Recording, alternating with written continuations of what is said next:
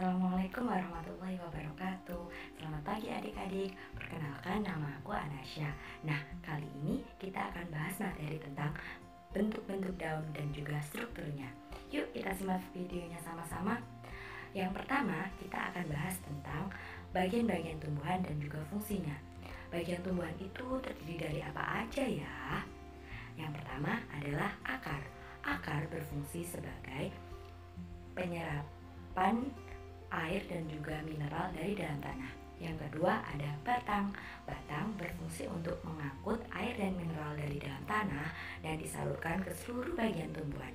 Dan yang ketiga ada daun.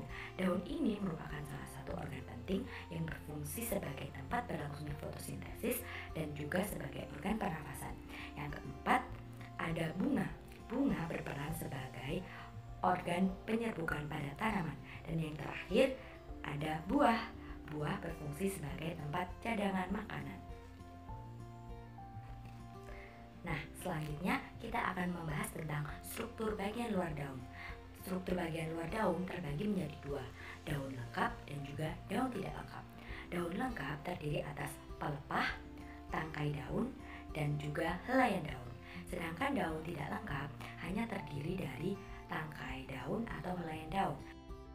Selanjutnya kita akan lanjut tentang materi struktur bagian dalam daun.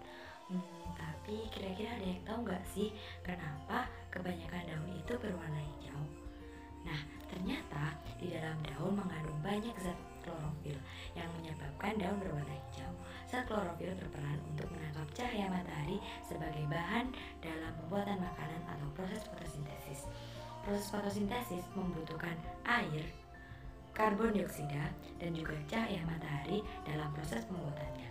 Setelah semua itu diproses di dalam organ daun, maka menghasilkan oksigen yang sangat berguna bagi pernafasan manusia.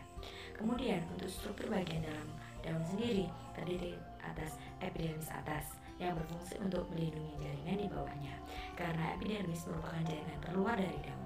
Yang kedua merupakan jaringan mesofil yang terdiri atas jaringan palisade di mana tempat kloroplas berada. Kemudian jaringan bunga karang yang berfungsi sebagai tempat penyimpanan jaringan makanan. Kemudian jaringan pengangkut terdiri atas xilem yang berfungsi untuk mengangkut air dan mineral ke daun, serta floem berfungsi untuk mengedarkan hasil fotosintesis ke seluruh bagian tumbuhan. Dan yang terakhir adalah stomata. Stomata berperan sebagai organ pernapasan dalam tumbuhan. Nah, setelah ini kita akan lanjut mengenai bentuk-bentuk daun. Bentuk daun dibedakan menjadi dua berdasarkan tulang daunnya dan juga helaiannya. Untuk tulang daunnya sendiri terbagi menjadi 4. Yang pertama, tulang daun menjari. Tulang daun menjari memiliki helaian daun seperti jari-jari manusia. Contohnya seperti daun singkong, daun pepaya, ataupun daun jarak. Dan yang kedua adalah bentuk tulang daun menyirip. Bentuk tulang daun ini tersusun seperti sirip-sirip ikan. Contohnya seperti daun mangga, daun nangka, dan daun jambu. Yang ketiga adalah daun sejajar. Bentuk tulang daun seperti garis yang sejajar dan melekat pada helaian. Nah, contohnya seperti daun padi, daun jagung, serta daun tebu. Dan yang terakhir adalah bentuk tulang daun melengkung. Bentuk tulang daun ini helaiannya menyerupai garis-garis yang melengkung dan melekat dan serta menyatu. Contohnya seperti daun sirih serta daun enceng gondok. Dan bentuk daun yang terakhir yaitu berdasarkan helaiannya terbagi menjadi dua. Yang pertama daun tunggal. Daun tunggal memiliki satu helaian daun di tiap tangkainya. Contohnya seperti daun bambu, daun tebu, dan juga daun pisang. Nah, yang kedua adalah daun majemuk. Daun majemuk memiliki tangkai yang bercabang-cabang sehingga helaian daun melekat pada cabang tersebut. Oleh karena itu menyebabkan satu tangkai terdiri atas lebih dari satu helaian daun. Contoh dari daun majemuk sendiri antara lain daun mawar, daun jeruk.